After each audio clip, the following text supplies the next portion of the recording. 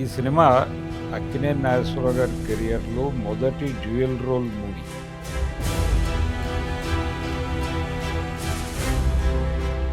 ఈ సినిమా నుంచే అన్నపూర్ణ సంస్థ బైలింగ్వల్స్ మానేసింది. అన్నపూర్ణ బ్యానర్‌లో అప్పటి వరకు వచ్చినటువంటి సినిమాల్లో సావిత్రి గారు హీరోయిన్. కానీ ఈ సినిమాలో మొదటిసారి ఆవిడకి ప్లేస్ దొరకలేదు. పరమ గందరగోళంగా ఉన్నాయని తెలిసి ఈ అజయ్ ఒక్కసారి కంగారు పడతాడు. ఏమిటి పరిస్థితి అని.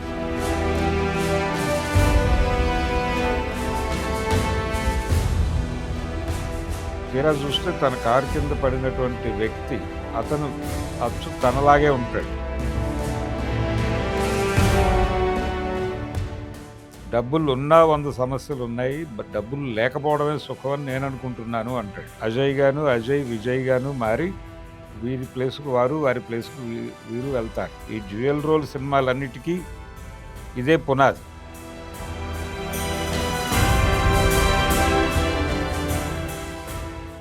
ఇద్దరు మిత్రులు సినిమాకి తాషేర్ గారి మాతృక అయితే, ఆ తాషేర్ గారి స్క్రిప్ట్కి మాతృక షేప్ గౌడ్ అనేటువంటి, అది చదివి ఇన్స్పైర్ అయ్యి మన రాముడు భీముడు అనేటువంటి సినిమాకి స్క్రిప్ట్ తయారు చేశారు ఆయన. ఈ కథకి ఆ కథకి చాలా సిమిలారిటీస్ ఉంటాయి. ఈ సినిమాలో ఖుషీ ఖుషీగా నవ్వుతూ ఇలాంటి పాటలు హిట్ సాంగ్స్ ఉన్నాయి.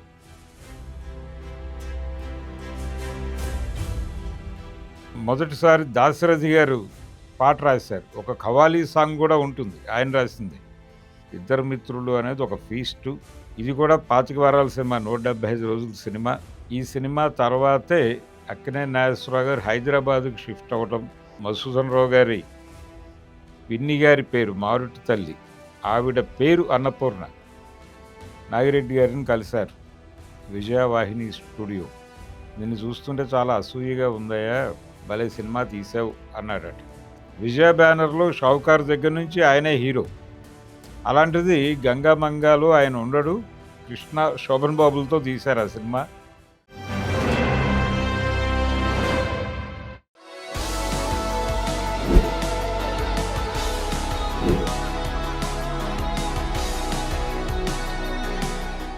(1961) డిసెంబర్ 29వ తారీఖు ఇద్దరు మిత్రులు అనే సినిమా రిలీజ్ అయింది.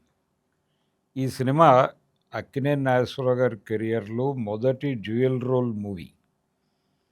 ఇది అన్నపూర్ణ బ్యానర్లో, దుక్పాటి మధుసూదన్ రావు గారి అన్నపూర్ణ బ్యానర్లో వచ్చినటువంటి 5వ సినిమా. అలాగే ఈ సినిమా నుంచే అన్నపూర్ణ సంస్థ బైలింగ్వల్స్ మానేసింది. అప్పటి వరకు చేసినటువంటి 4 సినిమాలు వెలుగు నీడలతో సహా అన్ని సినిమాలు తమిళ్, తెలుగు 2 భాషల్లోనూ వచ్చాయి. కానీ ఇద్దరు మిత్రులు నుంచి తెలుగులో మాత్రమే సినిమా తీయాలి అని చెప్పి నిర్ణయించుకున్నారు. అలా ఈ ఇద్దరు మిత్రులు సినిమాకు ఉన్నటువంటి ప్రత్యేకతల్లో ఇంకొక ప్రత్యేకత ఏంటంటే, అన్నపూర్ణ బ్యానర్లో అప్పటి వరకు వచ్చినటువంటి సినిమాల్లో సావిత్రి గారు హీరోయిన్. కానీ ఈ సినిమాలో మొదటిసారి ఆవిడకి ప్లేస్ దొరకలేదు. ఆవిడ చేయదగినటువంటి పాత్ర లేకపోవడం వలన ఆవిడ్ని పక్కన పెట్టేసి రాజసులోచన, ఈవి సరోజ వాళ్ళతో కథ నడిపించేశారు. ఇది డ్యూయల్ రోల్ సినిమా అని అనుకున్నాం కదా. ఈ డ్యూయల్ రోల్స్ పేరు అజయ్, విజయ్. ఈ అజయ్ ధనవంతుడు, విజయ్ పేదవాడు. ఈ అజయ్ ఎక్కడో విదేశాల్లో చదువుకుంటూ ఉంటాడు, ఇంజనీరింగ్. ఆ రోజుల్లో చదువుకుంటున్న టైంలో అతనికి ఒక మెయిల్ వస్తుంది. అది తన తండ్రికి సీరియస్గా ఉందని. దాంతో ఆయన వెంటనే ఇక్కడికి వచ్చేస్తాడు. ఇండియా వచ్చేస్తే ఇక్కడ తండ్రి సీరియస్గా ఉండటం మాత్రమే కాదు, కన్ను మూస్తాడు, మేనత్త ఉంటుంది, కళ్ళు కనిపించినటువంటి మేనత్త. భానోజీ అని వీళ్ళ మేనేజర్ ఒకడు ఉంటాడు. అయితే తండ్రి గారి కంపెనీలు, వ్యాపారాలు పరమ గందరగోళంగా ఉన్నాయని తెలిసి ఈ అజయ్ ఒక్కసారి కంగారు పడతాడు. ఏమిటి పరిస్థితి అని. ఆ డిప్రెషన్లో తను తిరుగుతూ ఉన్న టైంలో అతనికి ఒకరోజు అలా కారులో వస్తుంటే ఒక కుర్రాడు ఎవరో రోడ్డు మీద ఉంటాడు. అతను డాష్ ఇస్తాడు. అప్పుడు తీరా చూస్తే తన కారు కింద పడినటువంటి వ్యక్తి అంటే సీరియస్ యాక్సిడెంట్ ఏం కాదు, జస్ట్ అలా తగులుతాడంతే. తీరా చూస్తే అతను అచ్చు తనలాగే ఉంటాడు. ఏమిటి పేరు అంటే విజయ్ అని చెప్తాడు. ఆ విజయ్ చాలా పేదవాడు.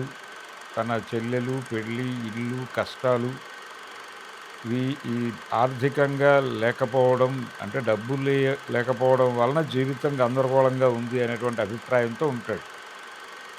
అప్పుడు అజయ్ చెప్తాడు, డబ్బులు ఉన్నా 100 సమస్యలు ఉన్నాయి, డబ్బులు లేకపోవడమే సుఖం అని నేను అనుకుంటున్నాను అంటాడు.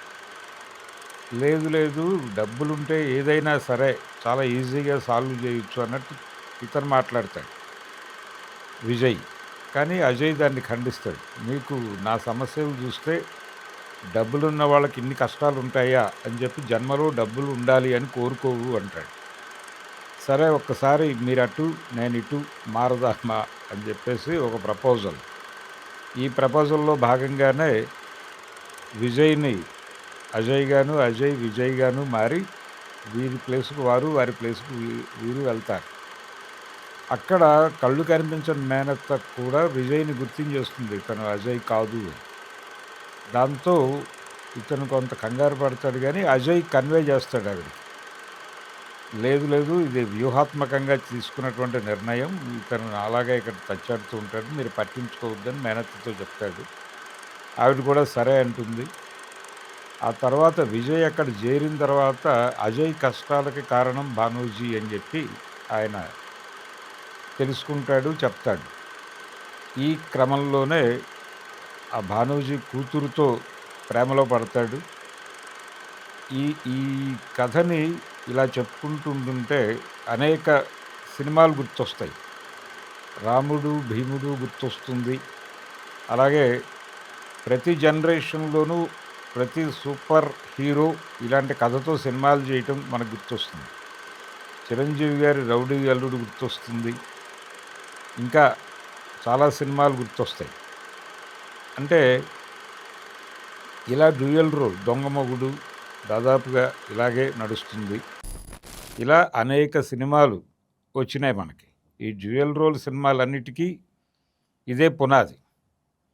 అయితే ఇది ఎలా, ఈ స్క్రిప్ట్ ఎలా తయారు చేశారు అనే ఒకసారి అటువైపు చూస్తే, వెలుగు నీడలు సినిమా రిలీజ్ అయి హిట్ అయి శతదినోత్సవం జరుపుకున్న తర్వాత నెక్స్ట్ పిక్చర్ ఏమిటి అనేది దుక్పాటి మధుసూదన్ రావు గారి ముందుకు వచ్చింది.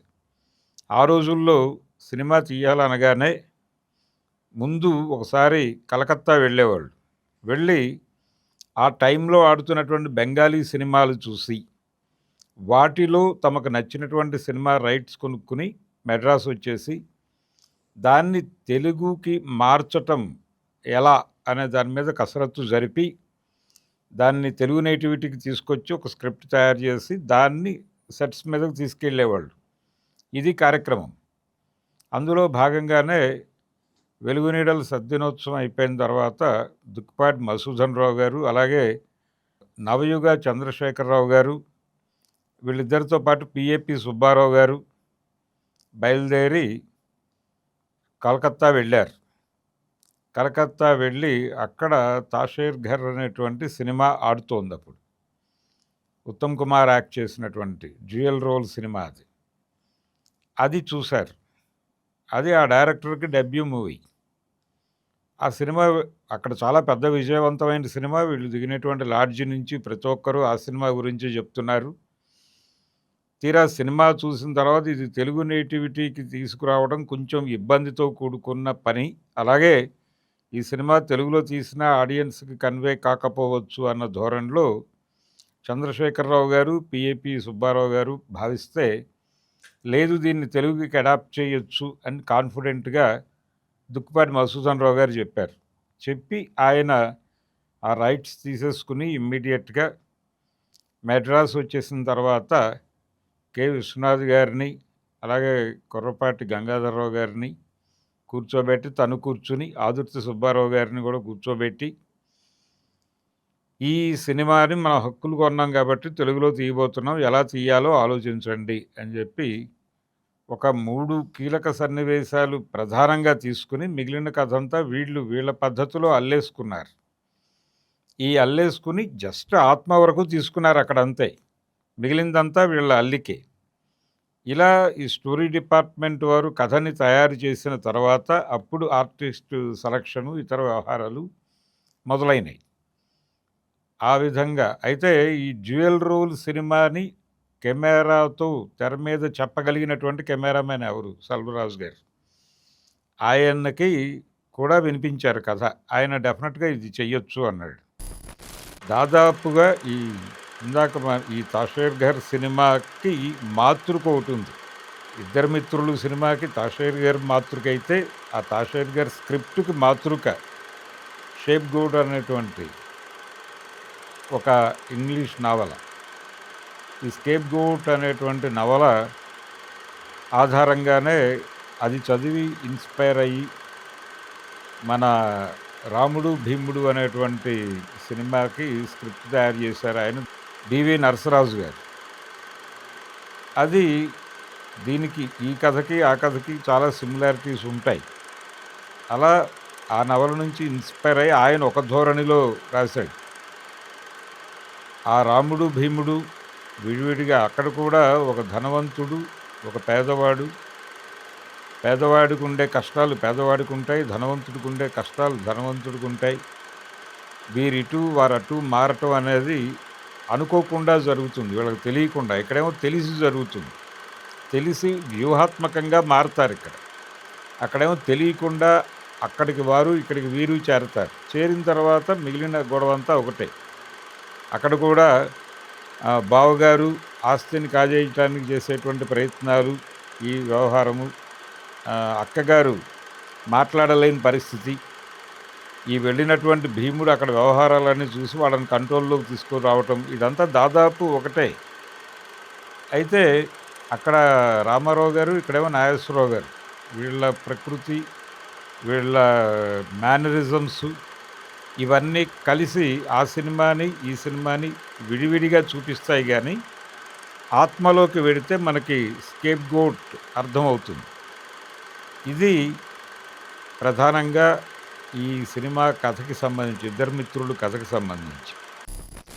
ఇంతకు ముందు తీసినటువంటి సినిమాలకి మాస్టర్ వేణు గారు, అంటే అన్నపూర్ణ బ్యానర్లో వచ్చిన మిగిలిన 4 సినిమాలకి మాస్టర్ వేణు గారు, అలాగే పెండ్యాల్ గారు మ్యూజిక్ అందించారు. ఇద్దరు మిత్రుల నుంచి ఎస్ రాజేశ్వరరావు గారు అన్నపూర్ణ సంస్థలోకి ప్రవేశించారు. ఆయన అంటే చాలా అభిమానం దుప్పాటి మధుసూదన్ రావు గారికి. కానీ ఆయన ఈయనతో ట్రావెల్ అవటానికి, రాజేశ్వరరావు గారిని మ్యూజిక్ డైరెక్టర్గా తన సినిమాకి తీసుకోవడానికి 4 సినిమాలు వెయిట్ చేయాల్సి వచ్చింది. ఈ సినిమాలో ఖుషీ ఖుషీగా నవ్వుతూ ఇలాంటి పాటలు, హిట్ సాంగ్స్ ఉన్నాయి. ఈ సినిమాలోనే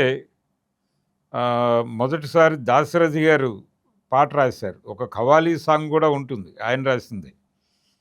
అలా దాశరథి గారికి మొదటి చిత్రం అనేది కూడా ఒక ప్రత్యేకతే. దాశరథి గారిని సినిమా పరిశ్రమకి నడిపించింది ఆత్రేయ గారు. ఆత్రేయ గారు తను డైరెక్ట్ చేస్తున్నటువంటి సినిమాకి దాశరథి గారితో ఒక పాట రాయించుకున్నారు. ఆ తర్వాత వారి ద్వారానే అన్నపూర్ణ సంస్థకి పరిచయం అయ్యారు. పరిచయం అయిన తర్వాత 'వాగ్దానం' సినిమా ఆయన ఆత్రేయ గారు డైరెక్ట్ చేసింది. ఆ 'వాగ్దానం' సినిమాలో మొదటి పాట రాసి అక్కడి నుంచి అన్నపూర్ణ బ్యానర్కి వచ్చి అన్నపూర్ణలో ఆయన రచయితగా స్థిరపడినటువంటి సందర్భం. ఆ విధంగా శ్రీశ్రీ, దాశరథి వీళ్ళందరితోనూ పాటలు రాయించి మ్యూజికల్గా సినిమాని హిట్ చేసి థియేటర్కి వచ్చినటువంటి ప్రేక్షకుల్ని ఆనందపరిచి, ఆహ్లాదపరిచి, ఇలా ఇద్దరు మిత్రులు అనేది ఒక ఫీస్టు. ఆ 'డ్యూయల్ రోల్' సినిమాలు అంతకుముందు తెలుగు ఆడియన్స్ చూస్తున్నారు. చండీరాణి, భానుమతి గారు 2 క్యారెక్టర్లు చేశారు. అలాగే రాజు పేద, ఇద్దరు పిల్లలు, డ్యూయల్ రోల్, ఆ పిల్లవాడు డ్యూయల్ రోల్ మీద నడిచే కథ. అలా ఈ ప్రయాణంలో ఒక పెద్ద హీరో డ్యూయల్ రోల్ సినిమా చేయటం అనేది ఒక రకంగా నాగేశ్వరరావు గారికి మాత్రమే కాదు, తెలుగులో ఒక పెద్ద హీరో డ్యూయల్ రోల్ చేయటం అనేది కూడా ఇద్దరు మిత్రులతోనే మొదలు. ఈ ఇద్దరు మిత్రులు సినిమాలో ఈ డ్యూయల్ రోల్‌ని కెమెరా పరంగా మేనేజ్ చేసింది సెల్వరాజు గారు. ఆయన చాలా అద్భుతంగా షూట్ చేశారు. మాస్క్ షాట్లు. అంటే ఒక నాగేశ్వరరావు కూర్చునుండగా ఇంకొక నాగేశ్వరరావు అలా తిరుగుతూ మాట్లాడటం. ఇలాంటి చాలా రేర్ ఫీట్స్ ఉన్నాయి. అప్పటికి టెక్నికల్‌గా చాలా అడ్వాన్స్‌మెంట్ అది. జనాలు ప్రత్యేకంగా చెప్పుకున్నటువంటి సందర్భం. అంటే ఇతర డ్యూయల్ రోల్ సినిమాల కంటే ఇది భిన్నంగా కనిపించాలి అనే తపన ఉండటం వలన అది సాధ్యమైంది. ఆ విధంగా అన్ని విధాలుగాను సినిమా వర్కౌట్ అయింది. అన్నపూర్ణ బ్యానర్‌లో వచ్చినటువంటి మిగిలిన సినిమాల లాగానే ఈ సినిమా కూడా విజయం సాధించి, ఇది కూడా 25 వారాల సినిమా, 175 రోజుల సినిమా. ఇది ఇక్కడ దీపక్ మహల్‌లో ఆడింది హైదరాబాద్‌లో. అలాగే విజయవాడ అలంకార్‌లో ఆడింది. నవయుగ వారి రిలీజ్ ఇది. ఈ సినిమా అలంకార్‌లో ఆడింది. ఇక్కడ దీపక్ మహల్‌లో ఆడింది. ఈ 175 డేస్ ఫంక్షన్ కూడా చాలా గ్రాండ్‌గా చేశారు. ఈ సినిమా తర్వాతే అక్కినేని నాగేశ్వరరావు గారు హైదరాబాద్‌కి షిఫ్ట్ అవ్వటం. ఆ తర్వాత ఆయన సినిమాలన్నీ ఇక్కడ షూటింగులు జరుపుకోవటం. ఆ ప్రయాణం అలా మొదలైంది. అలా 'ఇద్దరు మిత్రులు' అనే సినిమా ఒక అద్భుతమైన విజయం సాధించటం. ఈ సినిమా తర్వాత వచ్చిన సినిమానే 'రాముడు భీముడు'. నిజానికి ఆ కథ కూడా అక్కినేని ముందుకొచ్చింది. కానీ ఈ సిమిలర్ లైన్‌లోనే మేము ఒక స్క్రిప్ట్ అనుకుంటున్నాం అని చెప్పి ఆయన హోల్డ్ చేశాడప్పుడు. తీరా చూస్తే ఈ రెండిటికి చాలా పోలికలున్నాయి. వద్దు మనం చేయొద్దు అని చెప్పి తప్పుకున్నాడు సీన్‌లో నుంచి. ఆ కథ అలా రామారావు గారికి ఒక హిట్ ఇచ్చింది. ఆ తర్వాత ఈ డ్యూయల్ రోల్, ఈ రకమైనటువంటి కామెడీ, విలన్ కూతురిని ప్రేమించటము, తద్వారా జనరేట్ అయ్యేటువంటి కామెడీ, ఇదే ఫార్ములాతో తయారైన సినిమాలు అనేకం చూసాం మనం తెలుగులో. తెలుగులోనే కాదు పరభాషల్లో కూడా అలాంటి కంటెంట్‌తో సినిమాలు వచ్చిన సందర్భం ఉంది. ఇది 'ఇద్దరు మిత్రులు' సినిమాకి సంబంధించినటువంటి విశేషాలు. అలాగే ఈ సినిమాలో కీలకంగా మనం చెప్పుకున్నాం కెమెరా పనితనం గురించి. ఈ సినిమా సద్దినోత్సవం సందర్భంగా ఆయన ఒక కాస్ట్‌లీ గిఫ్ట్ ఏదో ఇవ్వాలనుకున్నారు మధుసూదన్ రావు గారు. ఒక రింగు. ఎవరికిస్తే బావుండు, ఆదుర్తి సుబ్బారావు గారికి ఇవ్వాలనుకున్నారు. తీరా ఆదుర్తి గారిని అడిగితే, లేదు లేదు ఈ సినిమాకి సంబంధించినంత వరకు కెమెరా వైపు నుంచే ఎక్కువ కృషి జరిగింది. అందుకని సెల్వరాజు గారికి ఇచ్చేయటమే సముచితం అని తేల్చి చెప్పాడు. అలా సెల్వరాజు గారికే ఇచ్చారది. అదొక ప్రత్యేకమైనటువంటి పరిస్థితి. ఆ రోజుల్లో సినిమా పరిశ్రమకు సంబంధించి అనుబంధాలు, దాన్ని సూచించేటువంటి ఒక సంఘటన. ఇది మొత్తంగా super hit cinema. Akkineni compound నుంచి వచ్చినటువంటి సూపర్ హిట్ సినిమా. ఇది అన్నపూర్ణ బ్యానర్‌లో వచ్చిన సినిమా. మధుసూదన్ రావు గారి పిన్ని గారి పేరు మారుటి తల్లి. ఆవిడ పేరు అన్నపూర్ణ. ఆవిడ మారుటి తల్లి అని ఆయన చెప్తే గాని తెలియనంత ప్రేమగా ఆయన్ని పెంచటం వలన ఆవిడ పేరు తన కంపెనీకి పెట్టుకోవాలనుకుని అన్నపూర్ణ పిక్చర్స్ అని ఆయన ప్రారంభించారు. జనరల్‌గా మనకు సవితి తల్లి అనగానే పిల్లల్ని టార్చర్ పెట్టేటువంటి ఒక విలన్ సూర్యకాంతం తరహా ఇమేజ్ కనిపిస్తుంది గానీ, దుక్పాటి మధుసూదన్ రావు గారు ఈ విషయంలో చాలా అదృష్టవంతుడు. ఆయనకు అలాంటి మారుటి తల్లి రాలేదు. వచ్చినటువంటి తల్లి తనని ఆదరించి, హక్కును చేర్చుకుని పెద్దవాడిని చేసినటువంటి పరిస్థితి.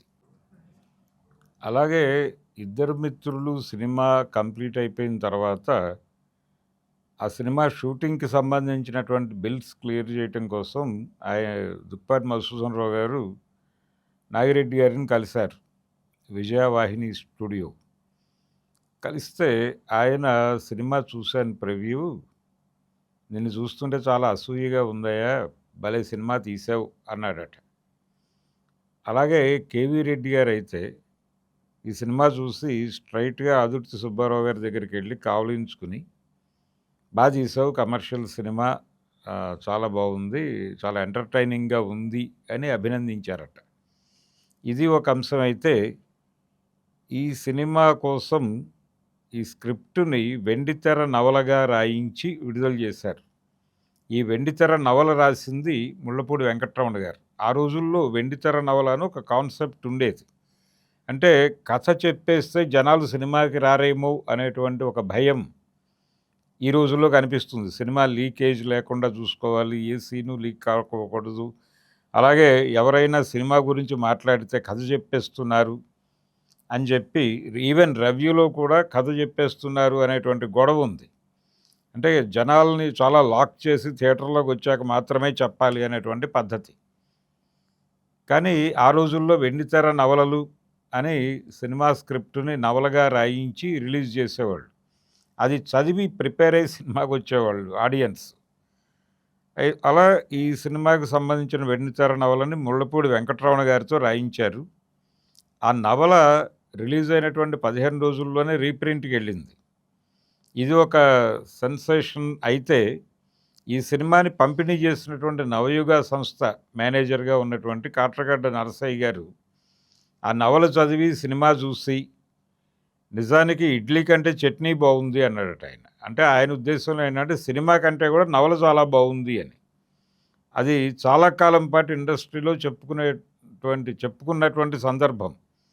ఈ ఇడ్లీ కంటే చట్నీ బావుంది అని. సినిమా కంటే వెండితెర నవల బావుంది అని చెప్పడం ఆ రోజుల్లో చాలా కాలం పాటు చెప్పుకున్నటువంటి ఒక మాట.